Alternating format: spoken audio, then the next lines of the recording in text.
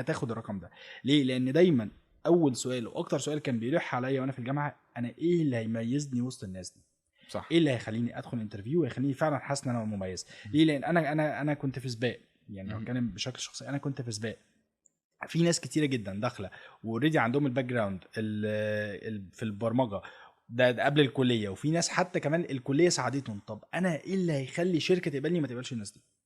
صح. فمحتاج يكون عندي فعلا حاجه ميزه تنافسيه عنده. ميزه تنافسيه بتكون ميكس ما بين الاثنين، الجزء التكنيكال والجزء السوفت سكيلز. قدرت ان انت تميكس ما بينهم، وقدرت ان انت تعمل يكون عندك كده حته الحته دي بتاعتك متفوق فيها، ده فلا هو فعلا اللي هيفرق معاك. هتعدي. ده حقيقي، ده هتعدي. حقيقي فعلا. يعني من ضمن الحاجات اللي افتكر اكتر ميزتين كنت بفضل الله طبعا اولا واخيرا كانوا بيقدروا ان هم يميزوا الواحد في المكان. اول حاجه ان انا كنت بتعلم وبدوس في اي حاجه ممكن قدامي. يعني ما خافش ان انا اطبق، ما خافش ان انا اجرب.